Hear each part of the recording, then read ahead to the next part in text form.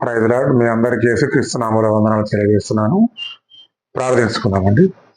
పరిశుద్ధులమైన మా పరలోకపు తండ్రి, నీ ఘనమైన నామానికి వందనాలు నాయన.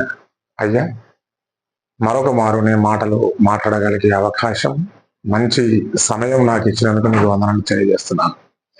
అయ్యా, నీ విలువైన నీ మాటల ద్వారా మేము జ్ఞానవంతులంగా భూమి మీద కావాలని మీరు అనుకొనిచున్నారు.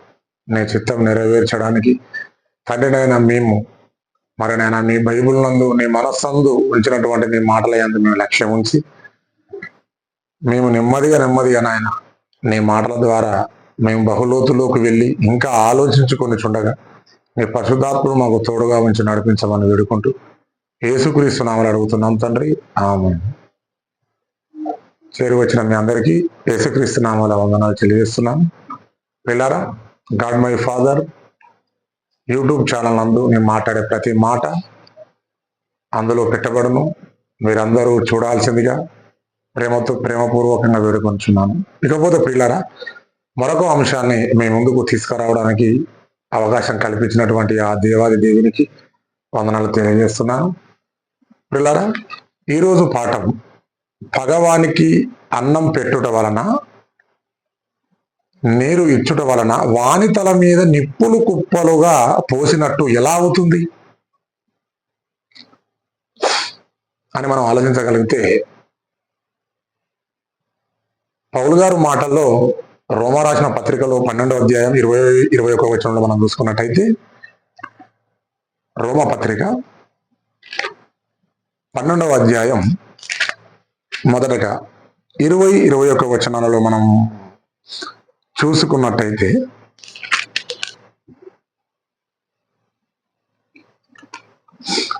కాబట్టి నీ శత్రువు ఆకలి కొని ఉంటే అతనికి భోజనం పెట్టుము, దప్పికొని ఉంటే దాహమేమో, అలాగూ చేయుట వలన అతని తల మీద నిప్పులు కుప్పలుగా పోయిదువు అని అన్నాడు.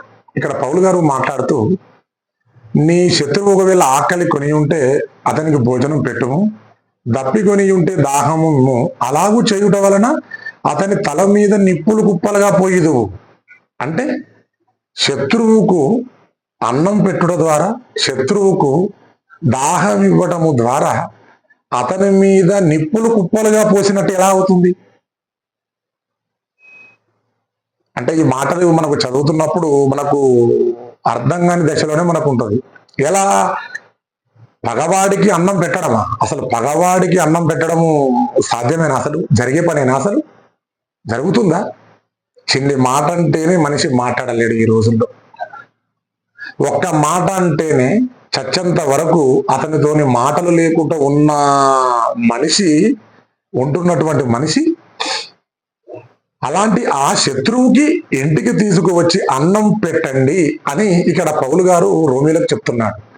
అలా అన్నం పెట్టడం ద్వారా, అతనికి దాహం ఇచ్చడం ద్వారా మీరు అతని మీద నిప్పులు కుప్పలుగా తల మీద పోసినట్టు అవుతుంది అంటున్నాడు. ఎలా సాధ్యం? అది ఎలా అవుతుంది? ఇకపోతే దాని కింది మాటలో ఇంకొక మాట మాట్లాడుతున్నాడు, చూడండి. అదే మాట 21వ వచనం, కీడు వలన జయింపబడక మేలు చేత కీడును జయించబడంటున్నాడు. అంటే కీడు వలన జయింపబడక, నువ్వు నీ శత్రువు నీకేదో కీడు చేసిండనుకో, అతనికి కీడు చేయడం వలన నువ్వు జయింపబడుతుంది. ఇక్కడ మనం ఏమనుకుంటున్నాం అంటే, లోకానుసారంగా వాడు నాకు పలానా టైంలో ఇంత అన్యాయం చేశాడు కదా, నేను కూడా ఖచ్చితంగా పలానా సమయం వచ్చేంత వరకు ఎదురు చూసి అతనిని కూడా కీడు సంభవించేలా చేసినప్పుడే నేను నిజంగా విజయంను సాధించిన వాడిగా నేను ఉండగలను నువ్వు అనుకుంటున్నావు. కాదు. ఇక్కడ ఏమంటుండు, ఎవరైతే నీ పట్ల కీడి చేసి, ఎవరైతే నీ పట్ల తప్పుడుగా మాట్లాడినట్టయితే, ఎవరైతే నీ పట్ల చెడుగా మాట్లాడి, నీ కుటుంబం పట్ల చెడుగా ఉండి, ఏ విషయంలో అయితే నీకు చెడుగా ప్రవర్తించి నిన్ను గాయపరిచినట్టయితే అతను ఉన్నాడో, అతని పట్ల నువ్వు అవకాశం వచ్చినప్పుడు నేను చెడుగా ప్రవర్తించి వాని పైన నేను విజయం సాధించడానికి నువ్వు ఎదురు చూసినట్టుగా నువ్వు ఉంటావు కనుక కీడు చేత నువ్వు జయింపబడొద్దు, మేలు చేత కీడును జయించండి అంటున్నాడు. ఇక్కడ చూడండి 21వ వచనంలో, కీడు వలన జయింపబడక మేలు చేత కీడును జయించు. మేలును చేత ఎడా కీడును జయించగలం? మేలు చేత కీడును జయించగలమా? ఎలా జయించగలం? ఇదే మాట ప్రియులరా, కొత్త నిబంధనలే ఉన్నదా, మరి పాత నిబంధనలు లేదా అని నువ్వు అనుకుంటే, ఈ మాట యేసు ప్రభు వారు వచ్చిన తర్వాతనే ఈ ప్రేమ ఆ సామ్రాజ్యం ఏర్పడింది. అంతకు ముందు పాత నిబంధనలో అంత శత్రుత్వమే ఉన్నది, పంటికి పన్ను కంటికి కన్నుగా ఉన్నది తప్ప యేసు ప్రభు వారు వచ్చిన తర్వాత మాత్రమే ఈ ప్రేమ సామ్రాజ్యం స్థాపించున్నా అని నువ్వు అనుకుంటే చాలా పొరపాటు. యేసుకు తండ్రి, మనకు తండ్రి, తండ్రి కూడా ఎంతో ప్రేమమయుడు, ఎంతో కరుణామయుడు. ఆయన చెప్పినట్టుగా కనుక మనం నడిచినట్టయితే తరతరాలు ఆయన ప్రేమ యుగ యుగాలు మనతోనే ఉండవు.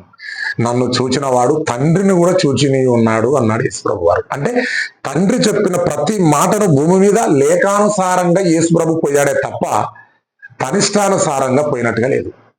లేఖనానుసారంగా యేసుప్రభు సిలువకెక్కిండు, లేఖనాలు ప్రకారంగా గలిలయ ప్రాంతానికి వెళ్ళిండు, లేఖనాల ప్రకారంగా మరి హేరోదు మరణించిండు, లేఖనాల ప్రకారంగానే యేసుప్రభు పోతున్నాడే తప్ప కనిష్టానుసారంగా తను పోతున్న లేదన్నట్టుగా మీరు తెలుసుకోవాలి. అంటే యేసుప్రభు వారు భూమి మీదకి వచ్చినప్పుడు ఇలాంటి ప్రేమగల మాటలు మాట్లాడిండు అని నువ్వు అనుకుంటే చాలా పొరపాటు. తండ్రిలో ఉన్న ప్రేమనే యేసులో ఉంది, యేసులో ఉన్న ప్రేమను తండ్రిలోనే ఉంది. అందుకే యేసు అంటున్న మాట ఏంటంటే, నన్ను చూచిన వాడు తండ్రిని కూడా చూసి ఉన్నాడు అన్నాడు. అంటే ఈ మాట నూతన నిబంధనలో ఉందనుకుంటే పొరపాటు. క్రీస్తుకు పూర్వ సామెతల గ్రంథంలో కూడా తండ్రి పరిశుద్ధాత్ముల ద్వారా రాయించిన మాట, అక్కడ కూడా ఇదే మాట ఉంటుంది చూడండి. సామెతల గ్రంథం 25వ అధ్యాయము 21, 22 వచనాలు. సామెతల గ్రంథం 21వ అధ్యాయం 25వ అధ్యాయం, క్షమించండి, 25వ అధ్యాయం 21, 22. నీ పగవాడు ఆకలి కొనిన ఎడల వానికి భోజనం పెట్టుము, దప్పి కొనిన ఎడల వానికి దాహమేము, అట్లా చేయుట చేత వాని తల మీద నిప్పులు కుప్పలుగా పోయిదువు అంటున్నాడు. అంటే ఈ మాట తండ్రిలో నుంచి వచ్చిన మాట యేసులోకి వచ్చింది. నీ శత్రువుని ప్రేమించు, వాని ఇంటికి తీసుకొచ్చి అన్నం పెట్టు, వాని ఇంటికి తీసుకొచ్చి దాహమేమో, ఇలా చేయుట వలన వాని నెత్తి మీద కుప్పలుగా నువ్వు నిప్పులు పోయిదువు. అంటే కీడు వలన నువ్వు జయింపబడక మేలు చేత కీడును జయించు అంటున్నాడు. అంటే మేలు చేతనే కీడును జయించాల తప్ప కీడు చేసి జయించకూడదు ఇక్కడ అని అంటున్నాడు. మరి ఇంతకీ కీడు చేయించిన వారికంటే మేలు చేత కీడు చేయించిన వారు ఎవరైనా ఉన్నారా బైబిల్ అంటే మనం చూసుకుందాం. ఇకపోతే యోసేపు జీవితంలో జరిగినది మీరు ట్రాక్గా చెప్తున్నాను, మీరు రిఫరెన్స్లు మీకు తెలిసి ఉంటుంది, అందరూ ఆల్మోస్ట్ బైబిల్ చదివిన వాళ్ళే కనుక ఇలాంటివి మీకు తెలిసే ఉంటుంది.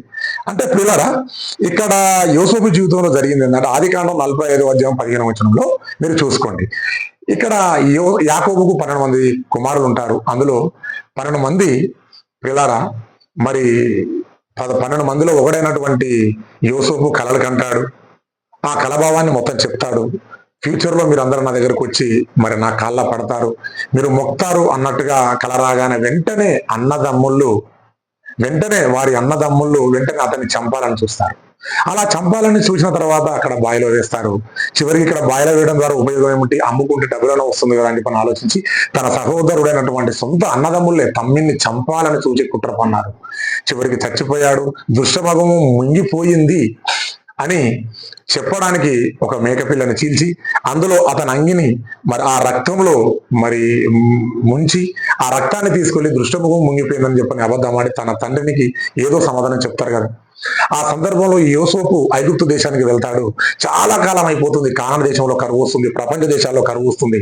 ఆ కరువు వచ్చినప్పుడు కానాను దేశంలో కూడా కరువు వచ్చిన తర్వాత యాకోబు కుమారులు 11 మంది మరి ఆ కరువు ప్రాంతంలో ఉన్నటువంటి ఐగుప్తు దేశంలో బహు పంట సమకూర్చి ఉన్నది కనుక అక్కడికి వెళ్ళి మనం బ్రతుకు నిమిత్తం మనం ఆహారం తెచ్చుకున్నటకు యాకోబు తన 11 మంది కుమారులను పంపించినప్పుడు అక్కడికి వెళ్ళిన తర్వాత మరి యూసుఫ్ గారే ఆ రాజ్యానికి అధిపతిగా ఉండడం, ఫరో అతని చేతికి అప్పగించడం మరి అంతా చూస్తాం. ఈ 11 మంది అక్కడికి రాగానే వెంటనే యూసుఫ్ గమనించినట్టుగా మనం చూడగలం. వెంటనే అతడు వచ్చి అతని కాళ్ళ మీద పడినట్టుగా మనం చరిత్రలో చూసుకుంటాం. అప్పుడు జ్ఞాపకం చేసుకుంటాడు, ఈ 11 మంది అప్పుడు కొన్న కళ ఇప్పటికి నెరవేరింది. అంటే నేను వారితో ఉన్నప్పుడు నన్ను చంపాలని చూసి నేను భూమి మీదనే లేకుండా చేసి ఒక్కగానొక్కడైనటువంటి నా తండ్రి యాకోబుకు దూరం చేసి నన్ను భూమి మీద నుంచి తుడిచివేయాలనుకున్న 11 మంది అన్నలు కలవగానే యోసేపులో పగ రాలేదు, చంపాలని అనిపించలేదు ఇక్కడ. ఎందుకు అనంటే ప్రేమ పుట్టుకొచ్చింది. కీడు చేత మేలును జయించమన్నాడే తప్ప కీడు చేయించమని అనలేదు. ఇక్కడ కీడు చేత మేలును జయించాలంటున్నాడు. అంటే కీడు యోసేపుకు చేసిర్రు, కీడు చేసిన వారు దొరికినప్పటికీ కూడా 11 మంది అన్నదమ్ములకు మేలు చేత జయింపబడ్డాడు. తర్వాత నా అన్ననే ఈ సామ్రాజ్యానికి మరి అధిపతి అని తెలుసుకున్నటువంటి అన్నదమ్ములు ఆనందం కలిగింది. కానీ 11 మంది భయపడ్డట్టుగా మన చరిత్రలో చూసుకుంటాం. చాలా భయపడిపోతారు కదా వాళ్ళు. అమ్మ బాబోయ్, మనం అప్పుడు ఆ టైంలో మనం సంపాలనుకున్నాం కదా, మరి ఇప్పుడు మనం ఆయనకు దొరికిపోం. పైగా అందులో మళ్ళా పెద్ద అధికారిగా ఉన్నాడు, అందులో పెద్ద రాజ్యాన్ని స్థాపిస్తున్నాడు, ఐగుప్తు దేశంలో పెద్ద రాజుగా ఉన్నాడు, అధిపతిగా ఉన్నాడు.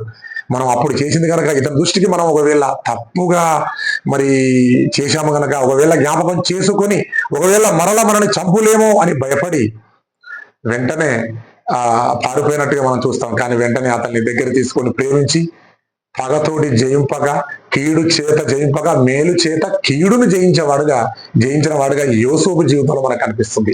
ఇకపోతే ఇంకా కీడు చేత కాక మేలు చేత కీడును జయించిన వారు ఎవరైనా ఉన్నారా అని ఒకవేళ మనం ఆలోచించగలిగితే మరొకరు కూడా మనకు కనిపిస్తారండి. ఎవరు? మిరియాము గురించి కూడా మనం తెలుసుకున్నట్టయితే మోషే గారు మరి కూషు దేశపురాలైనటువంటి ఒక అమ్మాయిని వివాహం ఆడినప్పుడు అక్కడ అహరోను మిరియాము వీరిద్దరు తన అన్నయ్య అయినటువంటి మోషే గారితో బాగా వాగ్దాత్యంలో దిగి అతనితో గొడవకు దిగినట్టుగా, అతన్ని కించపరిచినట్టుగా మనం చూస్తాం. వెంటనే దేవుడు దాన్ని పరిగణలోకి తీసుకొని నా ఇష్టానుసారుడైనటువంటి మరి మోషే గారు, నా ఇల్లంతటిలో నమ్మకమైనటువంటి మోషే గారిని మీరు ఇంత నిందించడమా, ఇంత చేయడమా అని అహరోను మీద, ముఖ్యంగా మిరియాము మీద కోపడేట్టుగా మనం చూస్తాం. మిరియాము కోపపడి ఆ మిరియాముకు కుష్ఠు రోగాన్ని ఇచ్చినట్టుగా మనం చరిత్రలో చూసుకుంటాం. అది ఎక్కడ ఉందని మనం ఆలోచించగలిగితే సంఖ్యాకాండం 12:13 మీరు తర్వాత చదువుకోవచ్చండి.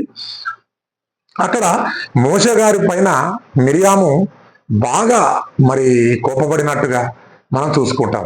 అలా కోపపడిన తర్వాత దేవుడు నా భక్తుడైనటువంటి నా ఇల్లందుడు నమ్మకమైన వాడిని నువ్వు ఎంత మాట అంటావా అని చెప్పని దేవుడు ఊరుకోలేదండి. వెంటనే మిరియాముని మరి గద్దించి ఆమెకు ఒక కుష్ఠు రోగాన్ని, వెంటనే తెల్లటి కుష్ఠు రోగాన్ని ఇచ్చి ఆమెని ఇబ్బంది పెట్టినట్టుగా మనం చూడగలం. వెంటనే మరి అన్న మీద సరిగినటువంటి మిరియాము, తమ్ముని మీద సరిగినటువంటి మిరియాము వెంటనే 7 దినముల దాకా ఊరు వెలుపల ఉండి మరలా తిరిగి వచ్చి తన మోసని వేడుకున్నట్టుగా మనం చూడగలం. మోస దగ్గరికి రాగానే వెంటనే మోస కోపపడ్డట్టుగా ఉన్నాడా? నన్ను ఇంత మాట అన్నది కదా, ఇంతమందిలో నన్ను బెదిరించింది కదా, నన్ను ఇంతలా అందరి ముందు ఇశ్రాయేలుల ఎదుట ఇంత మాట అన్నది నన్ను దేవుని చేత కుష్ఠరోగిగా మారింది గనక నువ్వు కుష్ఠరోగుతో ఉండు అన్నట్టుగా మనం చూడలేదు ఇక్కడ. ఈ మోషే గారు కూడా తన అన్నయ్య అయినటువంటి మిరియాము తమ్ముడి దగ్గరికి వచ్చి, అయ్యో నీ దేవుని వేడుకొని నన్ను బాగు చేయటట్టుగా చూడు, నన్ను వేడుకొని నన్ను మొదటిగా ఉన్న స్థితికి నాకు తెచ్చేలాగా చూడు, మొదటిగా నేను ఎలాగైతే బాగున్నానో అలా నీ యెహోవాని వేడుకొని నన్ను మొదటి స్థితిని తెమ్మని మళ్ళీ అడిగినప్పుడు మోషే అక్కడ పగ చేత కీడు చేత జయింపబడలే, మేలు చేత కీడు జయించగలిగిండు. వెంటనే ప్రేమతో మరి దేవుడిని ప్రార్థించడం జరిగింది. వెంటనే ఇక్కడ మరి మిరియాము మొదటి దానిలాగానే బాగుపడింది. ఇకపోతే అక్కడ కూడా మోషే గారు కీడు చేత కీడుకు జయింపబడలే, మేలు చేత కీడును జయించిండు. ఇకపోతే పిల్లలు ఇంకా ఎవరైనా అని మనం ఆలోచించగలిగితే రాజుల కాలంలో వచ్చినట్టయితే ఎలీషా కాలంలో జరిగిన చరిత్ర మీకు తెలుసు. యెహోరాము అహాబు కుమారుడైనటువంటి యెహోరాము ఉన్న కాలంలో దేవునికి ఇష్టానుసారంగా బ్రతకన్నప్పుడు ఎలీషా అదే కాలంలో ఉంటాడు. ఎన్నో మార్లు మరి సిరియా రాజైనటువంటి బెన్హదదు సరిహద్దుల్లోకి వచ్చి మరి యెహోరాము షోమ్రోను చుట్టుముట్టి వారందరి మీద యుద్ధం ఆడి చెరలోనికి తీసుకెళ్లి చంపేద్దామని అనుకున్నప్పుడు ఎలాగైతే సీక్రెట్ గా వాళ్ళని చంపాలని అనుకుంటాడో ప్రతి విషయం ఇక్కడ ఎలీషాకి తెలిసిపోతుంది కదా. ఆ తెలిసిపోయిన వెంటనే పరిమార్లు మాటు వేసి మరి షోమ్రోన్లో ఉన్నటువంటి ఇశ్రాయేలుని యెహోరామును చంపి మరి వాళ్ళని ముట్టడి వేసి పూర్తిగా సమూల నాశనం చేద్దామని అనుకున్నప్పుడు ఎంత సీక్రెట్ గా వీళ్ళని చంపాలని అనుకున్నప్పటికీ ప్రతి విషయం ఏ మూలన ఉండి ఇశ్రాయేలుని చంపాలని అనుకున్న ప్రతి విషయం ఇక్కడ ఎలీషా వరకు తెలిసిపోతుంది. అక్కడ సిరియా రాజైనటువంటి బెన్హదదు ఒక మాట అంటాడు కదా, మనము ప్రతి విషయాన్ని ఇశ్రాయేలును చంపాలనుకున్నప్పుడు ప్రతి విషయం ఎలాగ తెలిసిపోతుంది అని అన్నప్పుడు సైనికుల్లో ఒకడు అంటాడు కదా, అక్కడ ఎవరు లేరు కానీ, మనలో కూడా ఎవరు మోసగించడానికి ఎవరు లేరు కానీ అక్కడ పెద్ద చెవుల గలవాడు ఒకడు ఉన్నాడు, అక్కడే ఎలీషా. మనం ఇక్కడ ఏమనుకున్న విషయం అక్కడ వెంటనే తెలిసిపోతుంది అని అన్నప్పుడు వెంటనే సిరియా ఆ బెన్హదదు దగ్గర ఉన్నటువంటి సైన్యం వేల మంది, లక్షల మంది వెంటనే మరి ఎలీషా ఎక్కడ ఉన్నాడో అని చెప్పిన సమాచారం తెలుసుకోవడానికి వెళ్ళినప్పుడు ఎలీషా మరి దాతానులో ఉన్నాడు అని అన్నప్పుడు వెంటనే ఆ లక్షల మంది సైన్యం గుడారం వేసుకున్నటువంటి ఎలీషా చుట్టూ లక్షల సైన్యం చుట్టి ఎలీషాని చంపాలనుకున్న సందర్భంలో అక్కడ అందరూ వచ్చి ఎలీషాని చంపాలనుకున్నప్పుడు ఎలీషా మాత్రం లేచి వాళ్ళందరినీ వెనకాల దేవుడు ఒక అద్భుతాన్ని చూపిస్తాడు కదా. లక్షల మంది వచ్చి ఒక ఎలీషాని చంపాలనుకున్నప్పుడు దేవుని కొరకు బ్రతికినటువంటి ఎలీషా, నీతిగా బ్రతికినటువంటి ఎలీషా వెనకాల కొన్ని పర్వతాలు, కొన్ని సైన్యాలు వెనకాల ఉంచినట్టుగా ఒకసారి చూపిస్తాడు ఆ పనివాడుకును ఎలీషాకు. అక్కడ ఉన్నటువంటి ఆ సైన్యానికి మరి కళ్ళు మందగించేలాగా ప్రార్థించి మొత్తి వాళ్ళందరినీ మరి షోమ్రోను పట్టణంలో రాజు చేతికి అప్పగిస్తాడు. అప్పుడు అప్పగించినప్పుడు ఒక మాట అంటాడు కదా, ఇతన్ని చంపుదునా వద్దునా అని చెప్పిన రాజు అడిగినప్పుడు అక్కడ ఏమంటాడంటే, మీరు రాజుల 2వ గ్రంథం 6వ అధ్యాయం 22వ వచనం, రాజుల 2వ గ్రంథం 6వ అధ్యాయం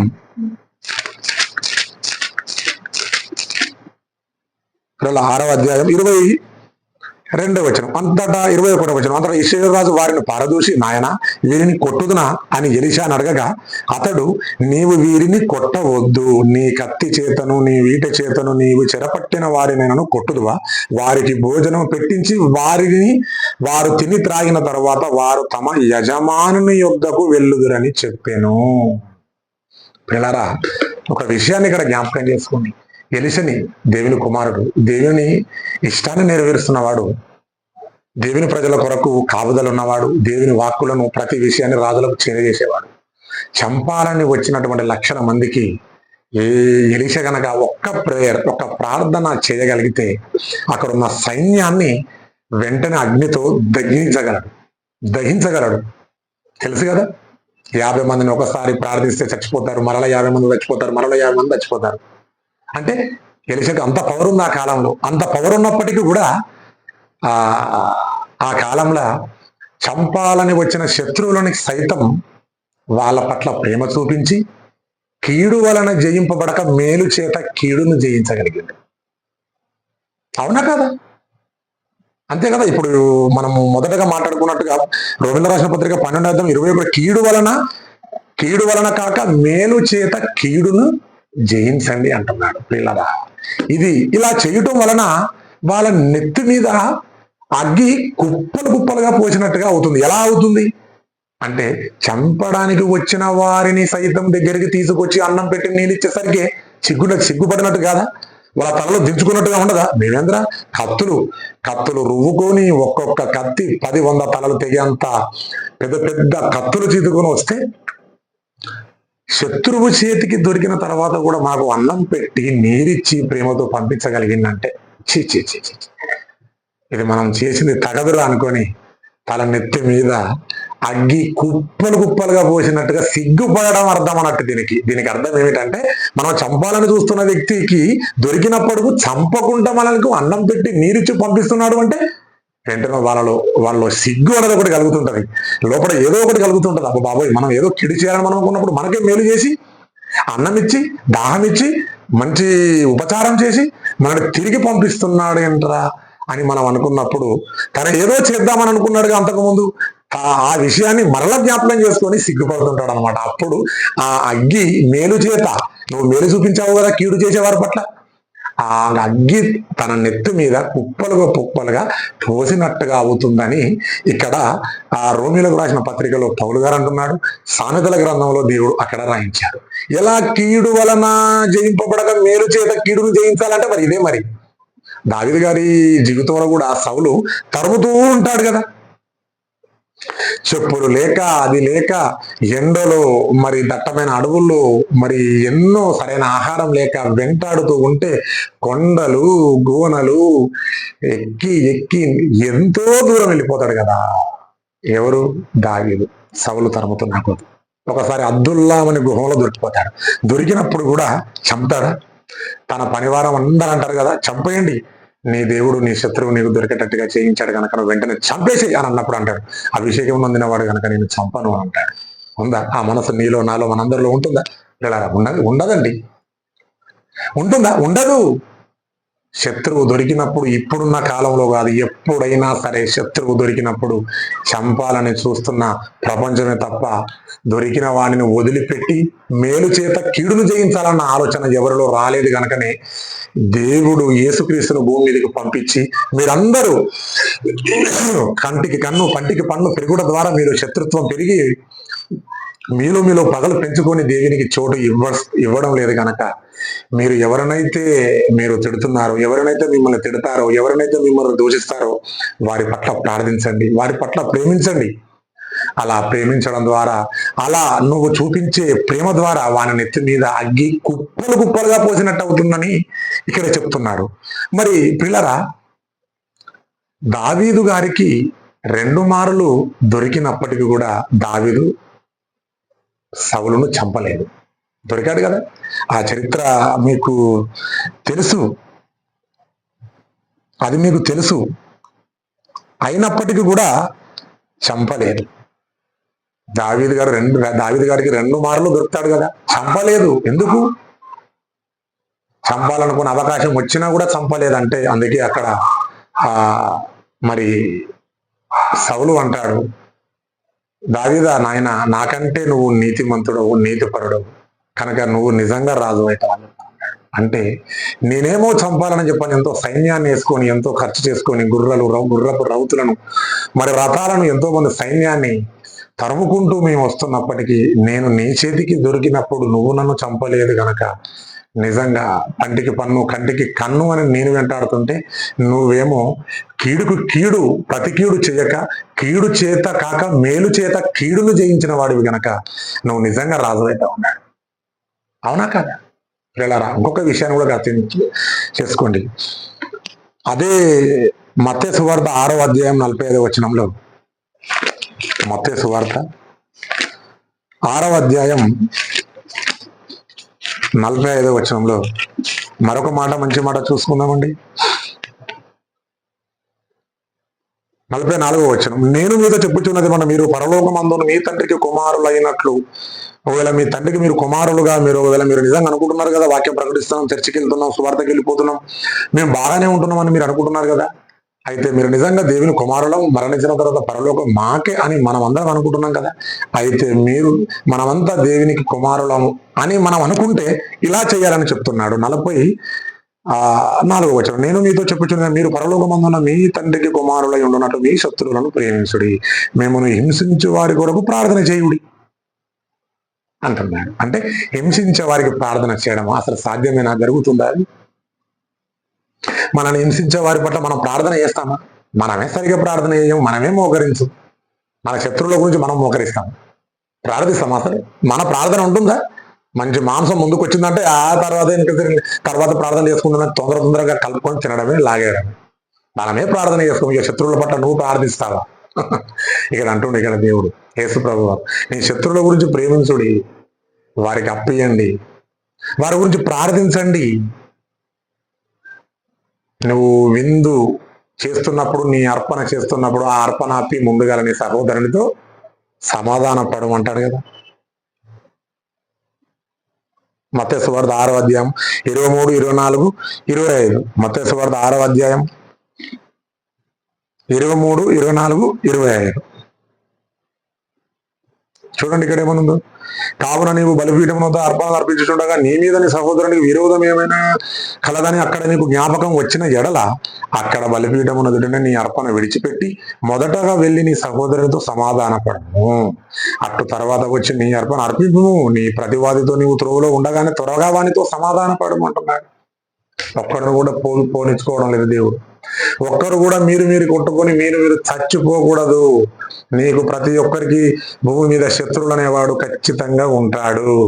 ఆ శత్రువులని గురించి మీరు ప్రార్థించండి. ఆ శత్రువుల గురించి మీరు మోకాలేసి ప్రార్థించండి.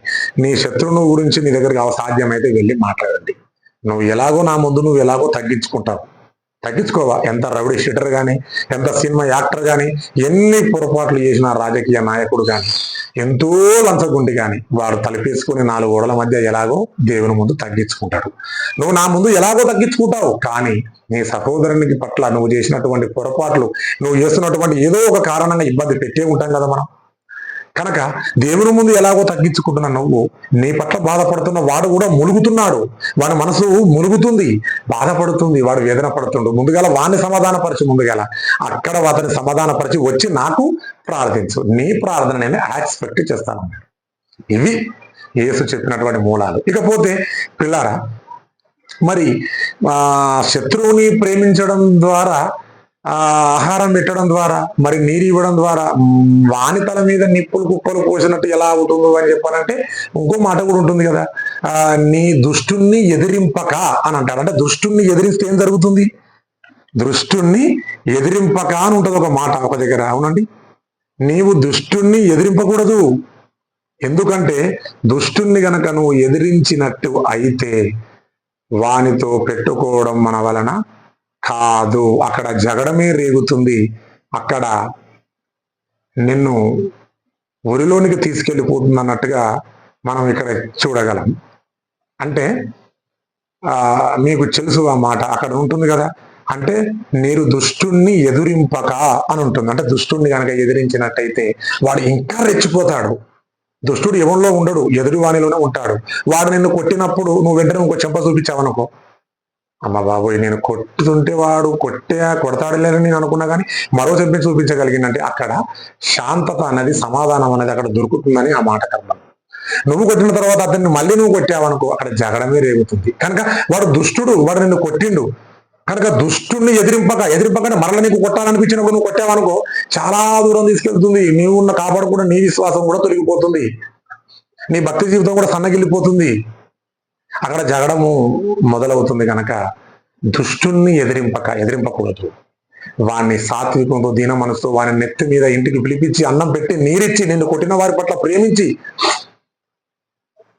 నీ ఇంట్లో ఒక విందు జరిగిందనుకో, వెళ్ళు, భార్యాభర్తలతో కుటుంబంతో సమేతంతో వెళ్ళు, పత్రిక పట్టుకొని వెళ్ళి కుటుంబ సమేతంగా ఎవరైతే నీకు శత్రువులు వాళ్ళ ఇంట్లో కార్యక్రమాలు ఈ విషయాలు జరగనప్పుడు నేను ఎవరైనా పిలవకపోవచ్చు, అది మనసులో పెట్టుకోకు. వాళ్ళు పిలిచినా పిలవకపోయినా నువ్వు తండ్రికి కుమారుడు అని నువ్వు అనుకుంటే, దేవుడు నాకు పరలోకంలో నాకు మరి అందరి హృదయాన్ని ఎరిగిన దేవుడు, అందరి పట్ల ఒకనాడు ఒక తీర్పు ఉంది, ఆ తీర్పు ముందు నేను నిలబడతాను, యథార్థంగా ఎంతవరకు ఉన్నానని దేవుడు నిజంగా నన్ను పరీక్షలోకి, తీర్పులోనికి తెస్తాడని నేను మనం భయపడితే, మన శత్రువులు ఎవరైతే ఉన్నారో, మనకు కిడు చేయాలనుకున్న వారు ఎవరైతే ఉన్నారో, ఏదేది విషయాల్లో వాళ్ళ ఇళ్లలో కార్యక్రమాలు జరిగినప్పుడు నిన్ను పిలవలేరా?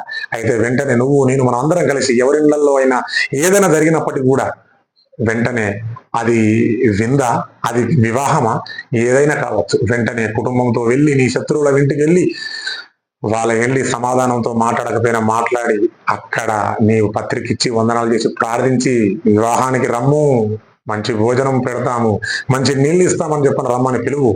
అలా వారి ఇంటికి వచ్చినప్పుడు నువ్వు అన్నం నీరు పెట్టడం ద్వారా వాళ్ళ నెత్తి మీద కుప్పలుగా నువ్వు అగ్గిపోసిన వాడి అవుతావు. ఎలా అవుతావు అని చెప్పానంటే, వాళ్ళు ప్రతి విషయంలో నిన్ను పిలవలేదు కదా, ప్రతి కార్యక్రమంలో వాళ్ళని నేను హాజరు కానివ్వలే కదా, నేను ఇన్విటేషన్ నీకు ఇయ్యలే కదా, నీకు ఇన్విటేషన్ నీకు రాలే కదా.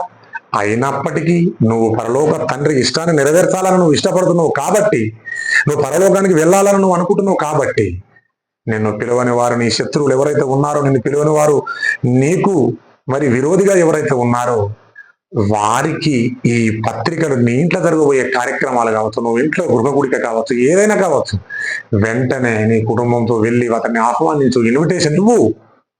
వారు లోపల మనసులో అనుకుంటారు, ఇంట్లో మన కుటుంబంలో ఎన్నో విషయాల్లో అతన్ని మనం పిలవలేదు కదరా, ఎన్నో విషయాలలో మనం అసలు ఆధారపరచనివ్వలేదు, ఎన్నో విషయాలలో అతనికి చాలా బాగా జరిగింది అని మనం అనుకున్నాం. మనకు ఎప్పుడైనా వాడు శత్రువే అయినప్పటికీ తన కుటుంబంలో ఒక వివాహం జరిగితే, ఒక విందు జరిగితే, ఒక కార్యక్రమం జరిగితే కుటుంబ సమేతంగా వచ్చి ఒక పత్రిక ఇచ్చి వందనాలు చెప్పి మాటలు లేనప్పటికీ కూడా మాట్లాడి ఇక్కడ ప్రార్థించి మంచి ప్రేమతో ఇన్విటేషన్ ఇచ్చి మరి రమ్మని పిలుస్తున్నాడు అనంటే తనలో తాను లోపల తట్టుకోలేంత వేదన స్టార్ట్ అవుతుంది. ఎంతో కీడు చేయాలనుకున్న కుటుంబం వాడికి వాడి కుటుంబంతో మా ఇంటికి వచ్చి మరి వివాహానికి రమ్మని పిలిచాడు కదా అని తనలో తాను అనుకొని భరించలేక వాడు వస్తాడు. వచ్చి నువ్వు ఇస్తున్నటువంటి ప్రేమను చూస్తాడు, నువ్వు వడ్డించే అన్నాన్ని చూస్తాడు, నువ్వు చూపించే ప్రతి ముగింపు వరకు నువ్వు ఇస్తున్నటువంటి ఆ విందులో అతను చూపించే ఆ ప్రేమకు తనకు తాను తల దించుకొని సిగ్గుపడి తన నెత్తి మీద అగ్గి కుప్పలుగా పోసినంతగా సిగ్గుపడడం అన్నమాట ఈ మాట కనుక. ఓకేనా, మీకు అర్థమైందని నేను అనుకుంటున్నాను. ఇకపోతే చివరిగా ఈ మాట చూసుకొని ముగించుకుందాం. మొదటి పేతురు రాసిన పత్రిక 3వ అధ్యాయం 9-10. మొదటి పేతురు రాసిన పత్రిక 3వ అధ్యాయం 9-10. పిల్లరా, ఇక్కడ ఒక విషయాన్ని మీకు జ్ఞాపకం చేస్తున్నాను. ఇవన్నీ మనము ఎందుకు చేయాలి అని మనం అనుకుంటే, మనమందరం పరలోకం వెళ్లాల్సిన వాళ్ళం, మనమంతా తండ్రి కొరకు ఎదురు చూస్తున్న వారు. కాబట్టి శత్రువులను ప్రేమించకూడి అని అంటున్నాడు. నీకు మేలైతే సహాయం చేయుడి, ఒక చెంప చూపితే మరో చెంప చూపించండి. ప్రేమనే చూపుడు తప్ప కీడుకు ప్రతి కీడు అస్సలు చేయవద్దన్నాడు. ఎందుకు వద్దన్నాడు? మీ తండ్రి పరిశుద్ధుడు గనక మీరు కూడా పరిశుద్ధంగా ఉండవలను, మీ తండ్రి పరిపూర్ణుడు గనక మీరు కూడా పరిపూర్ణంగా ఉండవలను అన్నాడు. అందుకే మీరు నిరీక్షణ కలిగి భూమి మీద ఆ పునాదుల గల ఆ పట్టణం గురించి ఒకవేళ మీరు ఎదురు చూసేవారు అయి ఉంటే, ఇవన్నీ చేయాల్సిన ముఖ్యమైనటువంటి మన జీవితంలో ఇవి చాలా ప్రాముఖ్యమైనవి. మన జీవితంలో శత్రువులను కనుక ప్రేమించగలిగితే నువ్వు బాలుని పోలిన వాడిగా ఉంటావు అంటాడు యేసు. ఈ చిన్నవారిని నా దగ్గర రావండి, ఎవరిని ఆటంకపరచదు, పరలోక రాజ్యం వీరిదే. ఎందుకు అంటే, పసిపిల్లలు నువ్వు తిట్టినా కొట్టినా మరల చాక్లెట్ లడ్డు ఏదో చూపించిన వాడు తిరిగి నీ దగ్గరికి మళ్ళీ వస్తాడు.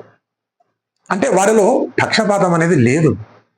పెద్దవారైన తర్వాత కూడా పిల్లలను పోలినటువంటి మనసు కలిగిన ఉన్నవాడే పరలోక రాజ్యానికి అర్హుడు అంటున్నాడు. అంటే పెద్దగా పెరిగిన మనం దేవుని వాక్యాన్ని నేర్చుకుంటాం. మనం శత్రువులను ప్రేమించాలి. నిన్ను పిలవని వారిని పిలిపించు, ఆహారం వడ్డించు, అన్నమించు. నువ్వు చూపిస్తున్న ప్రేమ వాడు తట్టుకోలేక తన నెత్తి మీద అగ్గి కుప్పలుగా పోసినట్టు అవుతుంది. ఎందుకంటే మనం అతన్ని ప్రేమించలే కదరా, అప్పుడు మనం అతన్ని అసలు ఇన్విటేషన్ ఇవ్వలే కదరా, అతను మనం దేనిలో ఆహ్వానించలేదు. అయినప్పటికీ కూడా వాడు శత్రువు అయినప్పటికీ కూడా కుటుంబంతో వచ్చి మనల్ని గ్రాండ్ గా పిలిచి మరి వెళ్ళిపోయాడు. కనుక తనకు తాను తల దించుకొని సిగ్గుపడుతున్నాడు గనకనే అప్పుడే అతని తల మీద నిప్పులు కుప్పలుగా పోయేదవు. ఇది సింపుల్ అన్నమాట శిక్ష. ఈ భూమి మీదనే శిక్షించాలని నువ్వెందుకు అనుకుంటున్నావు? వద్దు, నీ పైన పగ చూపిన వారిని నాకు అప్పగించమన్నాడు. నువ్వే భూమి మీద అతనికి న్యాయాధిపతివై తీర్పరు అయితే దేవుడు ఎందుకు అంటాడు కదా. దేవుడు మంచివారి పైన చెడ్డవారి పైనను వర్షం కురిపిస్తున్నప్పుడు మరి నువ్వెంత నేనెంత? ఆయనకు భూమి మీద చెడ్డవారు, బైబుల్ని తొక్కేవారు ఉన్నారు, బైబుల్ని కాల్ చేసేవారు ఉన్నారు, ఏసంటే పడిన వారు ఎంతో మంది ఉన్నారు. అయినప్పటికీ వాళ్ళకు వెలుగు రాలేదు ఆ సూర్యుడు, వారికి వర్షం పడడం లేదా, కాలాలు పండడం లేదా, లాభాలు సమకూర్చుకోవడం లేదా, ఉంది.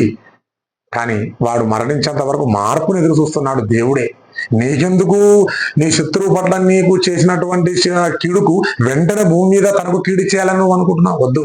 అలా చేయడం వలన మీలో ద్వేషాలు రగిలిపోయి నువ్వు కూడా నమ్మినటువంటి ఆ భక్తి కూడా కోల్పోయి నువ్వు కూడా నరకానికి వెళ్ళిపోయే ప్రమాదం ఉంది. కనుక ప్రతి ఒక్క మనిషిని మార్చి రక్షణలోకి తీసుకురావాలనే ఉద్దేశంతో దేవుడు మంచి ప్రేమ కలిగి చెబుతున్న మాట అన్నమాట. నిజంగా ఇవన్నీ చేయగలిగినప్పుడు ఒక మాట అంటున్నాడు చూడండి, 3వ అధ్యాయం 9-10.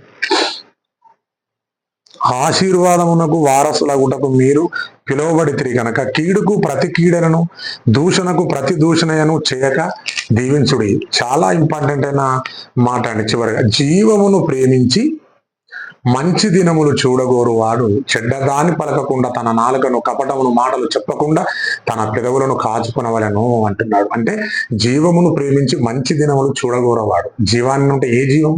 పరలోకం అనే ఆ జీవం. మరణించిన తర్వాత తిరిగి లేచి నేను జీవిస్తాను అని ఒకవేళ నువ్వు అనుకుంటే, నేను అనుకుంటే, మంచి దినములు ఒకవేళ నువ్వు చూడాలనుకుంటున్నావా, అయితే చెడ్డదాన్ని పలకకుండా, అంటే చెడు చేయాలనుకున్న వారి పట్ల నువ్వు చెడు చేసి ఉండకు. నువ్వు ఎలాగో దేవుని నమ్ముకొని పరిశుద్ధాత్ముడు నీలో ఉండి బాప్తిసం తీసుకుని దేవునికి ఎలాగో బతికిపోతున్నావు కదా, ఇవన్నీ చదువుతున్నావు కదా. కనుక ఇంత లోపలికి ఇంత సబ్జెక్ట్లోకి వచ్చిన నువ్వు నేను మనమందరం కీడు చేత జయింపబడక మేలు చేత కీడును జయించమన్నాడు. ఒకనాడు దావీదు గారు కూడా అలాగే దొరికినప్పుడు కూడా శత్రువుని చంపలేదు, మేలు చేత కీడును జయించలేదు. అవునా కదా? ఇకపోతే పిల్లరా, ఇక్కడ 13వ వచనం, మీరు మంచి విషయంలో ఆసక్తి గలవారైతే మీకు హాని చేయగలవాడేవాడు? ఎవ్వరూ హాని చేయరు. మీరు మంచి విషయంలో ఆసక్తి గలవారైతే మీకు హాని చేయగలవాడు ఎవడు? ప్రతి విషయంలో నువ్వు మంచి చేస్తున్నావు కదా శత్రువు పట్ల. యేసు చెప్పినట్టుగా మనం శత్రువుని ప్రేమించాలి అనుకో. యేసు చెప్పినట్టుగా వారి గురించి ప్రార్థన చేసావనుకో. యేసు చెప్పినట్టుగా నువ్వు నీ ఇంట్లో జరిగే ప్రతి కార్యక్రమానికి నీ శత్రువులు పిలిచి విందు బహుమర్యాద చొప్పున అతనికి నువ్వు మంచి మర్యాదలు ఇచ్చేవాడిగా ఉన్నావు అనుకో, అతని నెత్తి మీద నిప్పులు కుప్పలుగా పోసిన వాడుగా అవుతావు గనక ప్రేమ చేతనే శత్రువుని జయించాల తప్ప కీడు చేత కీడుని శత్రు పైన నువ్వు జయించలేవు గనక ఈ మాటలోని అర్థం మీరు గ్రహించగలరని నేను వేడుకుంటున్నాను. మరి ఈ పాఠం మీకు అర్థమైందని నేను అనుకుంటున్నాను కనుక ప్రార్థించుకుందాం. పరిశుద్ధమైన మా పరలోకపు తండ్రి, నీ నామానికి వందనాలు నాయన. మరి నాయన పగవారికి నాయన ఆహారం పెట్టమన్నావు, నీరు ఇవ్వమన్నావు. అలా ఇచ్చుట ద్వారా వారి నెత్తి మీద కుప్పలుగా మరి నాయన నిప్పులు పోసేవారు అవుతావు అన్నా. ప్రేమ చేత చేయించాలి తప్ప కీడుకు చేయించకూడదు అన్నా. అవును తండ్రి, కొన్ని విషయాలను మేము మాట్లాడాం తండ్రి. అవును చెప్తాండి నాయన. మంచి దినంలో మేము చూడగోరి ఆ జీవమును మరి మేము చూడగోరిన ఎడల తండ్రి నాయన మేము అలాగ చెడ్డ మాటలు మాట్లాడకుండా శత్రువు పట్ల మేము శత్రువును చూపించకుండా మరి నాయన తండ్రి ఒక చెంప కొడితే మరో చెంప చూపించే విధంగా మేము ఉండాలి తప్ప పంటికి పన్ను కంటికి కన్ని మాలో ఉండకూడదని మీరు అన్నారు. ఆ మాటల ప్రకారం మేము జీవించి నిరూపించి మా శత్రువులను ఇకరించేనా ప్రేమించి మా ఇండ్లలోకి మా హృదయంలోకి ఆహ్వానించుకొని ఉన్నంత కొద్ది జీవితంలో ప్రేమ కలిగి ఉండాలని మరి కోరుకుంటూ శ్రేష్టమైన యేసుక్రీస్తు నామములో అడుగుతున్నాం తండ్రి. ఆమేన్.